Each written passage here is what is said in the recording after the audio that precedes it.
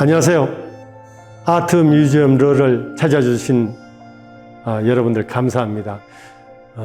지금부터 아트 뮤지엄에서 여러분들과 함께 많은 이야기를 나누면서 강의를 시작하도록 하겠습니다.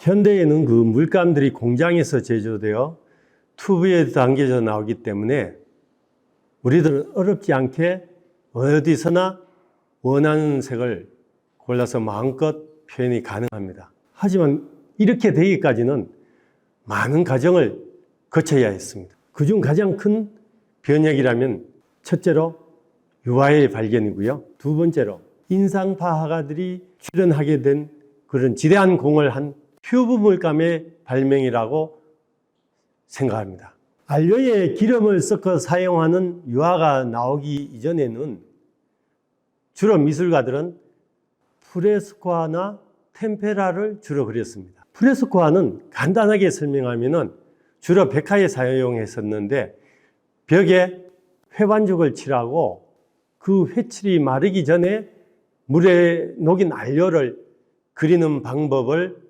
말합니다. 회칠이 마르기 전에 그려야 되기 때문에 시간적 제약이 있겠죠. 그리고 또 수정이 불가능합니다. 수정이 불가능하기 때문에 고도의 숙련을 필요로 했습니다. 이 프레스코아의 대표적인 작품으로는 시스티나 성당의 천장화를 둘 수 있는데요. 미켈란젤로 작품입니다. 여러분도 한번 인터넷에서 찾아서 한번 보시면 좋을 것 같습니다. 템페라는 그 계란 노른자나 또는 악교질, 벌꿀, 무화과나무의 수액 이러한 용매제를 이용해서 색채가 있는 강물을 갈아서 색채 가루를 만들고 이것을 용매제에 섞어서 물감으로 사용한 그림입니다. 이것은 시간 제약이 없기 때문에 어떻게 보면은 좀 시간의 여유가 있기 때문에 또 세부 묘사도 가능하기 때문에 화가들에게 크게 환영을 받았습니다. 여기에 바나이크 형제들은 용매제로 기름을 섞어서 한층 발전된 형태를 선보였습니다. 이것이 마침내 오늘날의 유화용 그림 물감으로 발전하는 계기가 되었습니다. 유화의 그 특징을 좀 생각해 보면요. 사실 르네상스 미술가들에게 유화라는 기법의 어떤 출현은 엄청난 파장을 가져오게 됩니다. 그 유화의 특징이 부드럽고 선명한 색감, 수정이 용이하고 사용하는 데 있어서 기존의 어떤 프레스코아나 템페라보다는 편리하고 또 사실적 표현이 가능하고요. 이러다 보니까 미술가들이 원하는 기술적인 부분을 충족시켜 주게 되었습니다. 사실 예전에 그 화가들은요, 이 유화가 나오기 전에 공장으로 체계화돼서 물감을 만들기 전에는 주로 화가가 물감을 만들어서 썼습니다. 그리고 내가 만든 물감을 동료들과 나누어 쓰기도 하고 이런 어려운 시기였는데 요즘은 이렇게 편리함이 있다는 거. 자, 유화에 대한 설명을 간단히 이쯤에서 접고 이번에는 그 그림을 하나를 함께 보면서 이야기 나눠보는 시간으로 하겠습니다. 이번에 같이 볼 그림은요, 아르놀피 부부의 초상이라는 작품입니다. 이 아르놀피 부부의 초상은 반 에이크 형제 중에 동생 얀 반 에이크의 작품입니다. 이 작품은 유화의 최초의 작품이라고 하는데요. 사실 이전에 문헌상에는 유화 작품이 제작됐다는 기록도 있습니다. 하지만 이 작품이 최초의 유화 작품이라고 하는 이유는 이 작품을 이후에 유화 작품이 활성화됐기 때문에, 발전하게 됐기 때문에 이 작품을 우리가 통상 최초의 작품이라 하고, 반 에이크 형제가 유화의 물감을 발견한 사람이다 이렇게 이야기하기도 합니다. 이 얀 반 에이크의 아르놀피니 부부의 초상을 보면요, 상당히 사실적입니다. 그리고 세부 표현이라든가 화려한 색채, 그리고 또 수학적 어떤 원근법이 아닌 경험에 의한 그 공간적 깊이감, 이런 것들 이런 것들이 아주 유명하죠. 그 당시, 이 그림을 그릴 그 당시에는 주로 종교적인 작품이 많습니다. 특히 성경에 따라서 내용을 가지고 토대로 그림을 많이 그렸는데요. 이 작품을 보시면 아시겠지만 두 사람의 부부가 서 있죠. 근데 결혼식 사진 그림이라고 하는데, 사실 이 두 사람만 있어가지고는 결혼식이 성립이 되지 않습니다.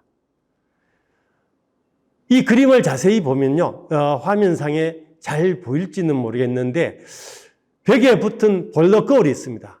약간 그 톱니바퀴 같이 보이는 거 있죠. 자, 거기에 보면은 그 볼록 거울 안에 네 사람의 인물이 등장합니다. 두 사람의 뒷모습이 있고요, 정면으로 작게 보이는 두 사람이 있는데, 앞에 뒷모습이 보이는 것은 아르놀피 부부고요, 저 뒤쪽에 작게 보이는 것이 얀 반 에이크와 그 조수입니다. 두 사람의 그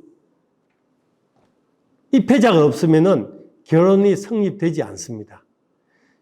그래서 이 두 사람이 결혼을 입회자라는 어떤 그런 내용으로 그림에 넣었던 것이죠. 여기 보면 그 그림 위에 보면은 뭐 글씨도 쓰여 있습니다. 그것을 해석된 걸 보면은 거울 위에 쓰인 글씨에 보면 얀 반 에이크 여기에 있었노라. 1934년, 이게 아마 제작된 시기를 기록해 놓은 것입니다.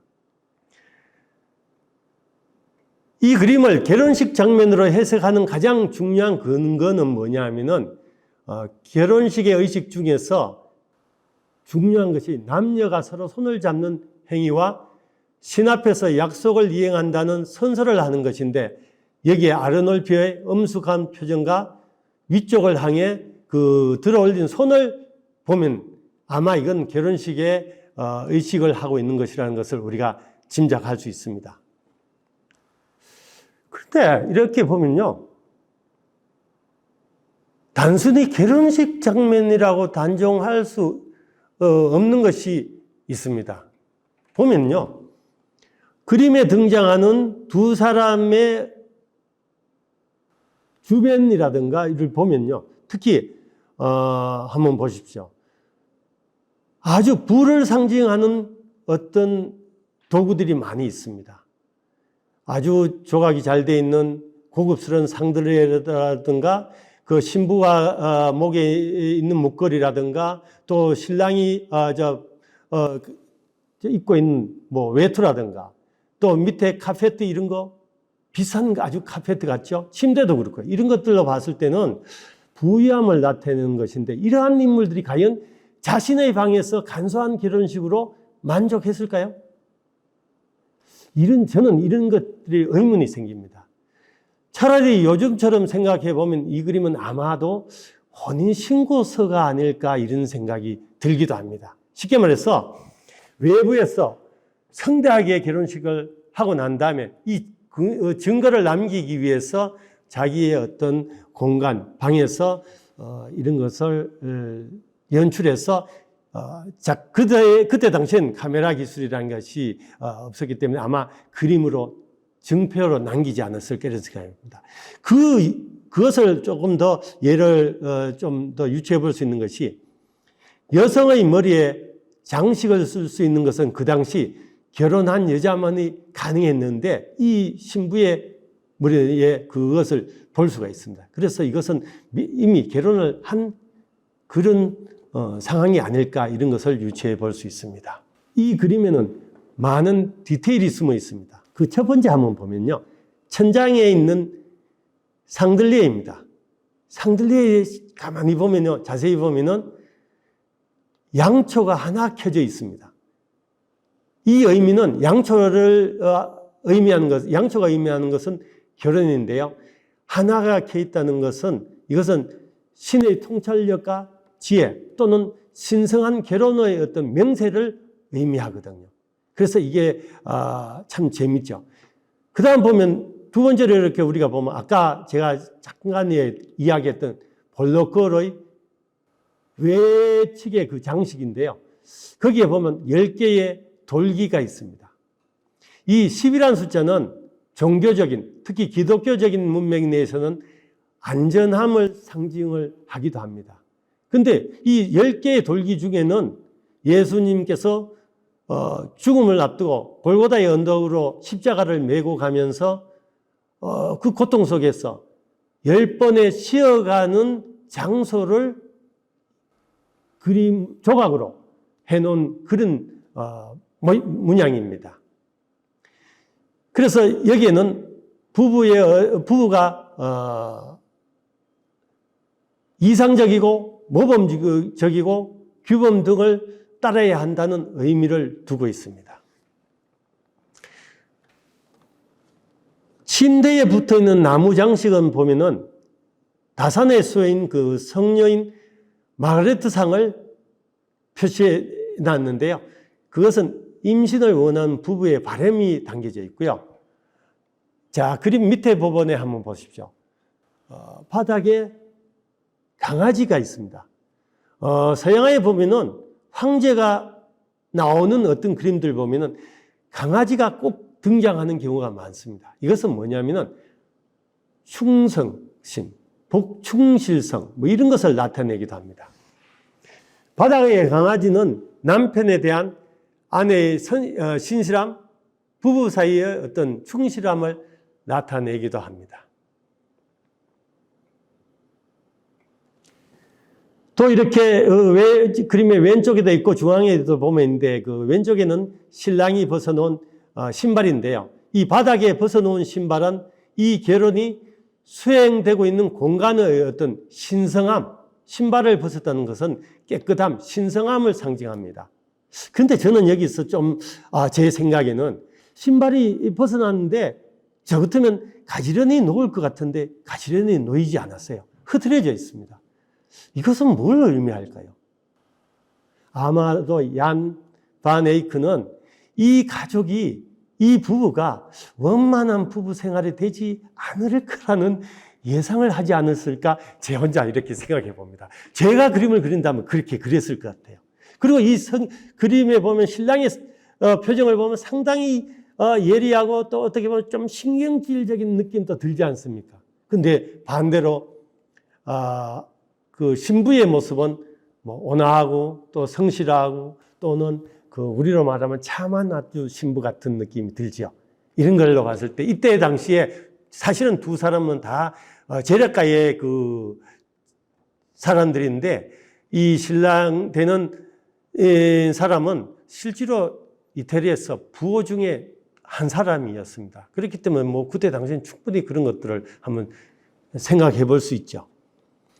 또 신랑이 그 서 있는 위치를 보면은 창문 쪽에 서 있습니다. 이것은 뭘 의미하냐면은 그 남자들이 사회생활을 하고 있다는 뜻이고요.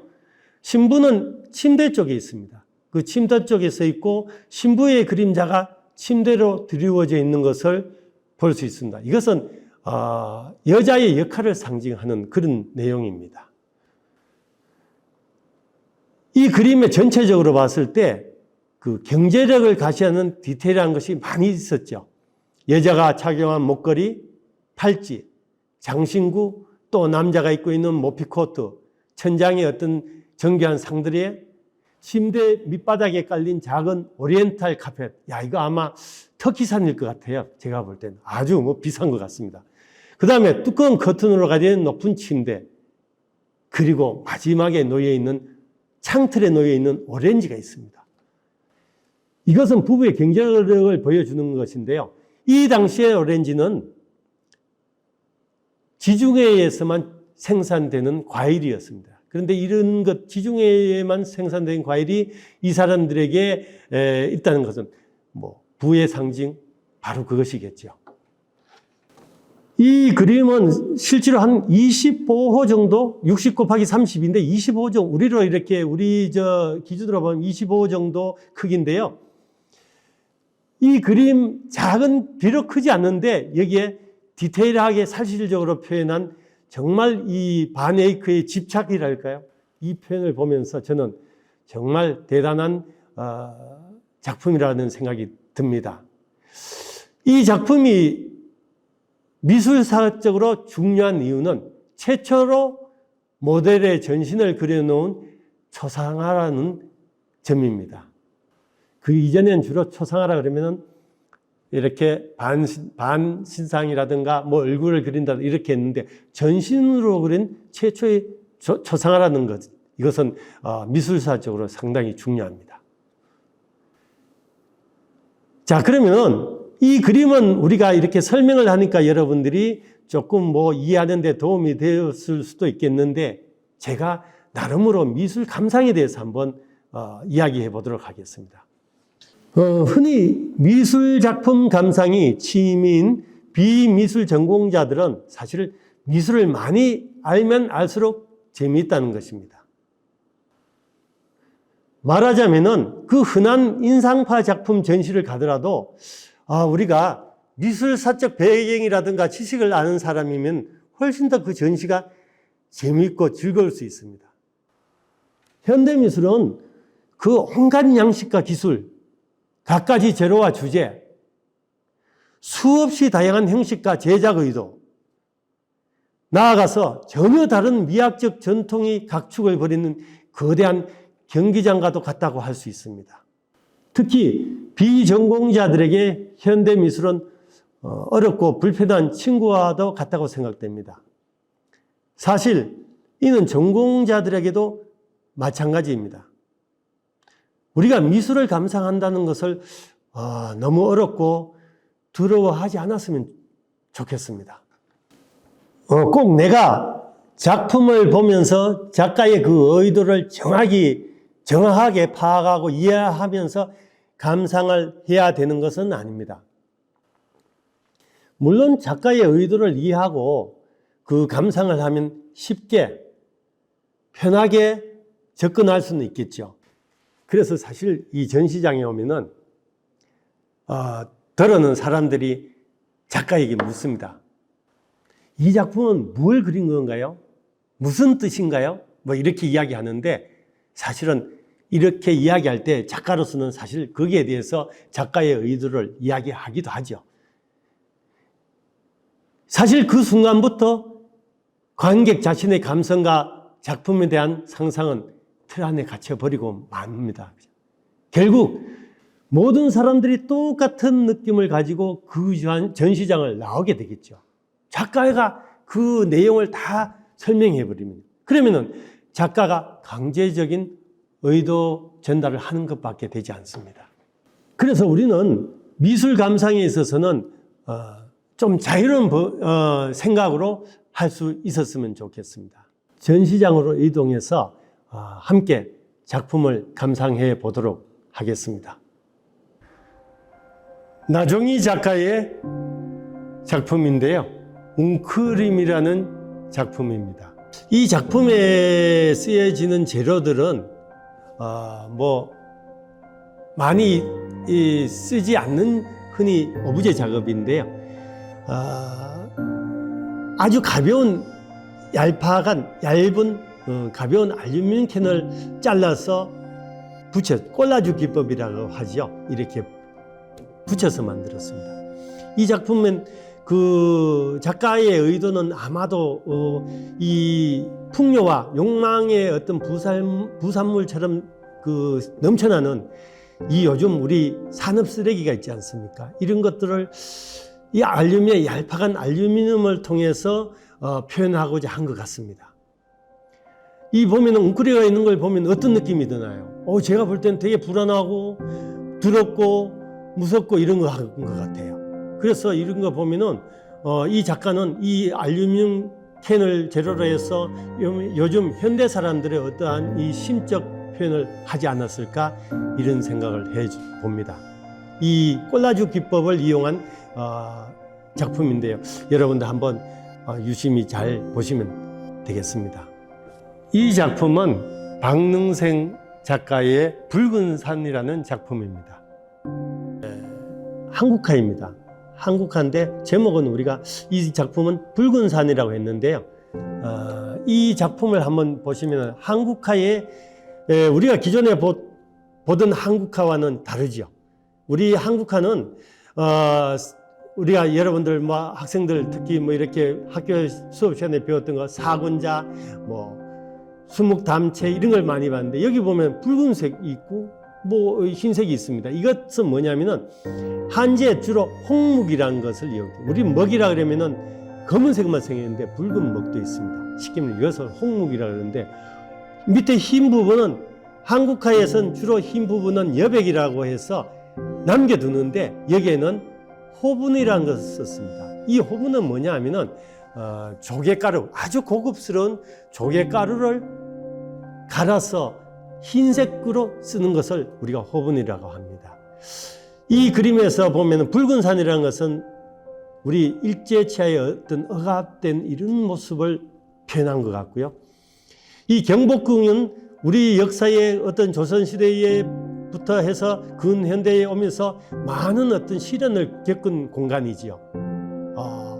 일제치하로부터 6.25도 겪고 이러했던 이런 부분의 어려운 시기를 이 경복궁을 둘러싸고 있는 산을 통해서 아마 작가는 우리 민족이 겪은 수많은 아픈 사연을 아마 표현해 보려고 했던 것 같습니다. 이 작품은 박불동 작가의 작품입니다. 사진 작품인데요. 이 프린팅에서 만든 제작한 작품입니다. 이 프린트 기법은 요즘에 와서 이제 우리 미술에 많이 활용하고 있습니다. 여러분들 여러분들 뭐 혹시 그림 그리면 연필로 그리거나 물감으로 그린다고만 생각하지요. 근데 요즘은 이런 사진 기법도 활용해서 작품을 많이 활용하고 있다는 것을 알면 좋을 것 같습니다. 이 작품에 보면은 뭐 로켓 같은 것도 보이고 하죠. 이것은 자본주의 그 어떤 힘, 국력은 경제력으로 결정된다는 아마 그런 어떤 경제력이 그 국가를 지배한다는 그러한 모습을 표현한 것 같습니다. 여기서 이제 제가 그 작품의 어떤 내용보다는 작품의 사진을 활용해서 하고 있다는 것을 좀 알면 좋을 것 같습니다. 신재남 작가의 청산리 백개의 수야라는 작품입니다.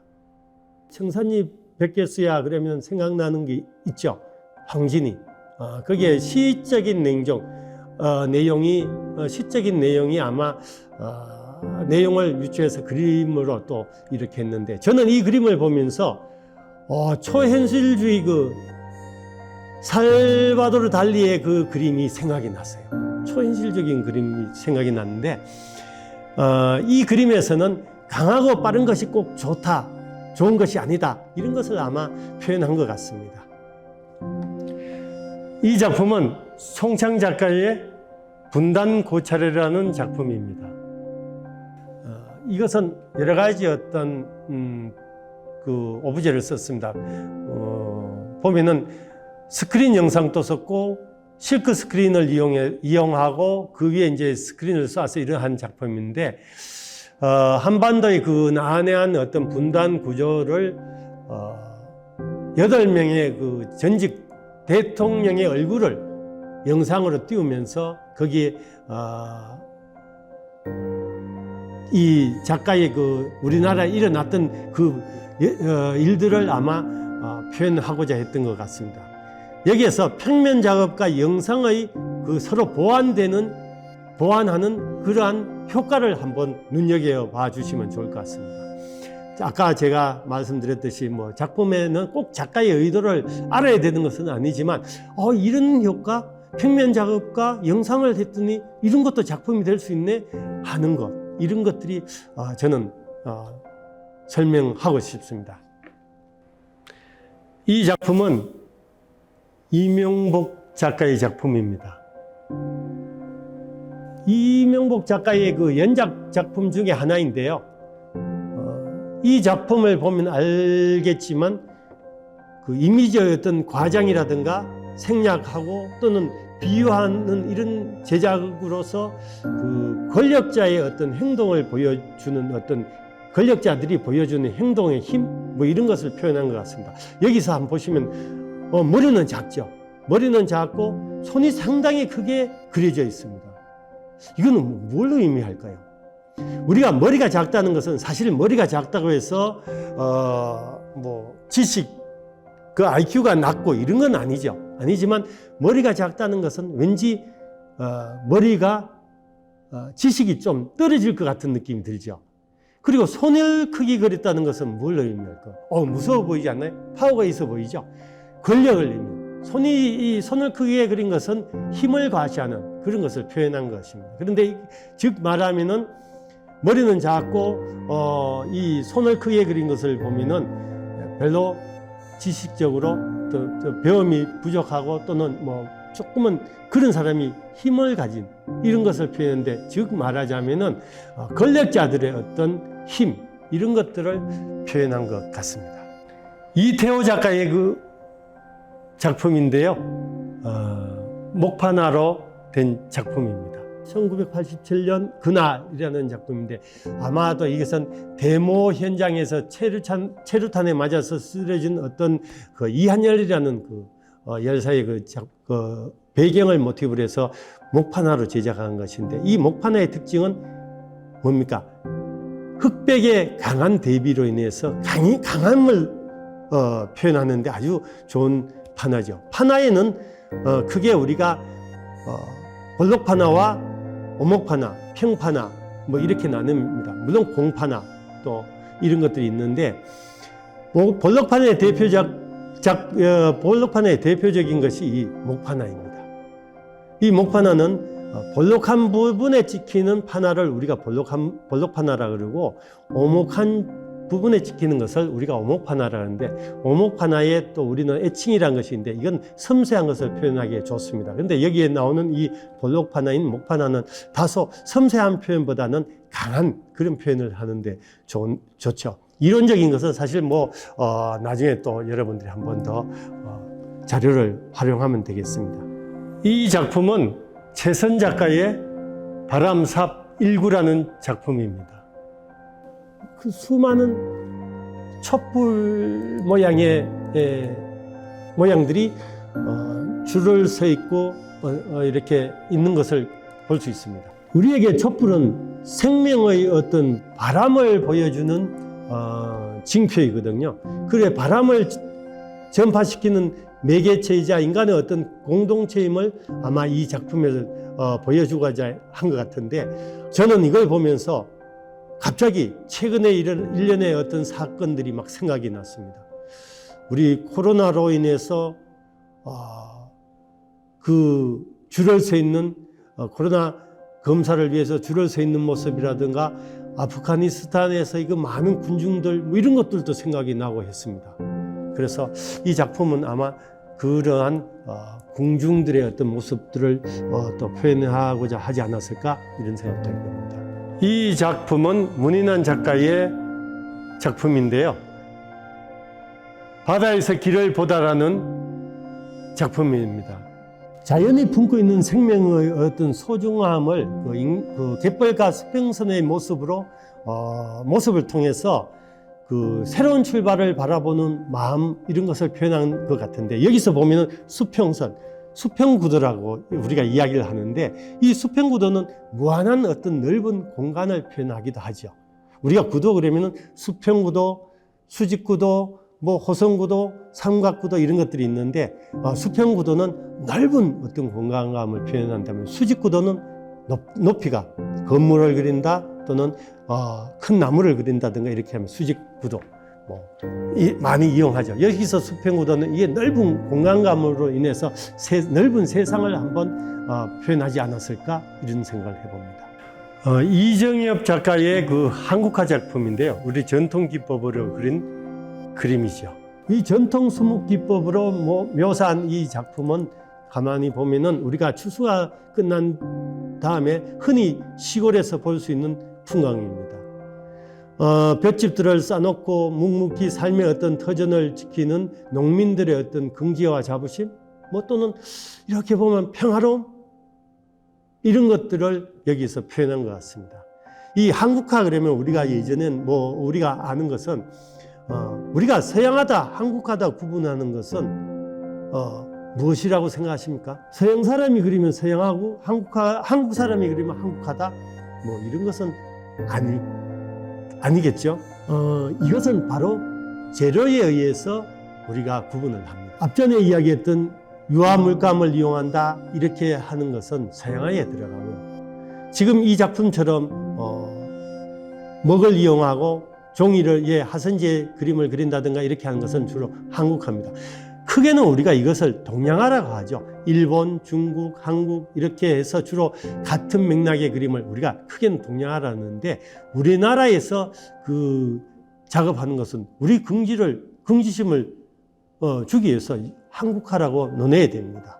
그래서 앞으로 여러분들이 혹시 동양화라는 말은 우리나라 그림은 한국화, 중국 그림을 한국화라 그릴 수는 없고요. 그것을 논할 때는 동양화 이렇게 논하면 될 것 같습니다. 그건 상식적으로 좀 알고, 어디 갔을 때 한국 사람이 그린 이 한국화를 동양화 이렇게 하는 것은 저는 좀 아닐 거라는 생각이 듭니다.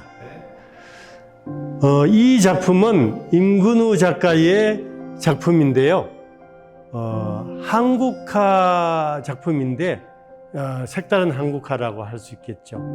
요즘 작품은 어떤 장르가 없다고 보죠. 장르상 한국화에도 다양한 어떤 오브제를 사용하거든요. 이 작품은 흙을 바르고, 종이에 흙을 바르고 고라니 배설물도 바르고 이러한 다양한 오브제를 사용해서 표현한 것인데, 이것은 실제로의 어떤 배경은 그 춘천의 중도 지도의 위에 작업을 했습니다. 이거 보면은 선사 유적을 배경으로 살았던 그 어떤 선사인들이 개발이라는 그 명목 하에서 그 파괴되는 현대인을 꾸짖는 어떤 그런 내용, 종횡무진하는 시위하는 내용, 이런 것을 우리가 볼 수 있습니다. 여러분들 보시면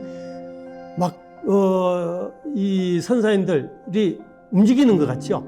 시위하는 것 같죠? 작가는 그것을 표현한 것입니다. 이 작품은 인순옥 작가의 샘이라는 작품입니다. 이 작품을 보면은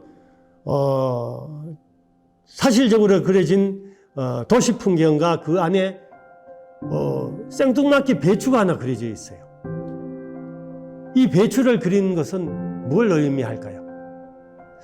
도시를 그린 것은 아마도 복잡한 도시 속에서 현대인들의 어떤 정체성이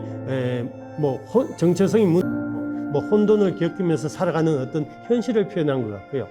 여기에 생뚱맞게 배추를 왜 그랬을까요? 아마도 배추라는 것은 시골에서 그 샘에 비유한 그런 내용일 겁니다. 어머니의 어떤 희생과 따뜻한 품, 이런 것을 배추가 의미하죠.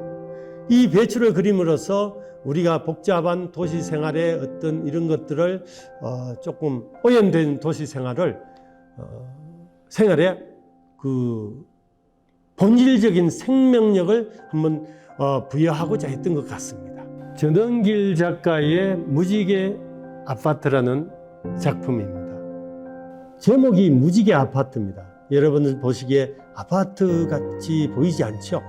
이 작품을 보면은요, 사실 이것은 콜라주 기법을 이용해서 프린트입니다. 이것이 반복적으로 찍어내서, 사실 아파트란 게 모양이 2층이든 10층이든 같지 않습니까? 아마 그런 것을 의도적으로 표현한 것 같습니다. 여기에서 보면은 그 무지개 세계에서 입혀진 아파트를 통해서 반복적으로 표현하는 여기에는 현대인들의 어떤 반복적인 생활, 이런 것들을 표현한 것 같습니다. 상당히 우리가 일상에서 직장을 다녀도 늘 같은 반복적인 생활을 하면서 스트레스 받는 어떤 현대인들의 어떤 그런 모습을 이 작품에서 표현하고자 했던 것 같습니다. 배진식 작가의 조각 작품입니다. 입체 작품이죠.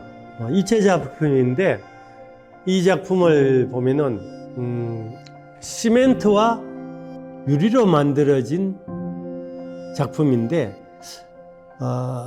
작품을 가만히 보면은 집 모양으로 만들어지고 또 우리가 이 유리로 된 창틀 같기도 하죠. 바깥에 보이는 풍광은 설경 같기도 하고 그렇죠. 이 작품은 시멘트와 유리로 만들었는데 이 삭막하게 변하는 사회의 어떤 모습을 담고 있습니다. 차가운 유리로 표현된 이 작품을 보면서 바깥 풍경은 고요한 그 풍경은 그 어릴 때 우리가 보던 동심의 세계처럼 따뜻한 감동을 주기도 하죠.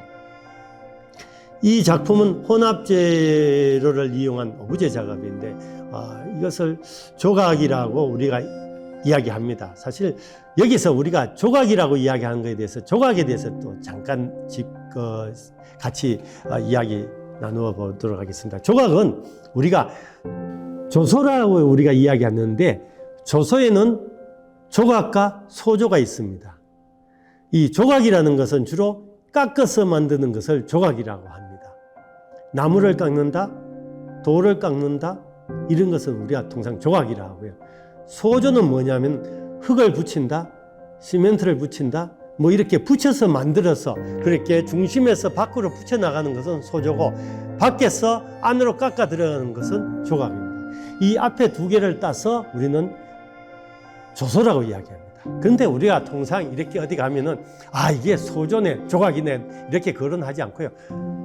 우리가 조각이라고 많이 이야기하는데 여러분들은 그런 걸 아시면은 이건 소조 작품이네, 이건 조각 작품이네 이렇게 하면은 조금 더 뭐랄까요? 남들이 이렇게 좀 이해하지 않을까 이런 생각도 듭니다. 여러분들 어떠셨나요? 함께 이 미술관을 둘러보면서 같이 그림을 감상해 봤는데 괜찮으셨나요? 제가 여기에서 말씀드리고 싶은 것은 미술 감상이 그렇게 어렵지 않다는 것을 말씀드리고 싶습니다. 그래서 우리가 지금 시기적으로 참 어려운 시기입니다. 코로나로 인해서 외출이 자제되고 이런 시기지만 우리가 안전하게 마스크를 끼고 미술관을 가시면 되니까 여러분들 많이 미술관을 찾아서 미술 감상을 해 주시면 좋겠고요.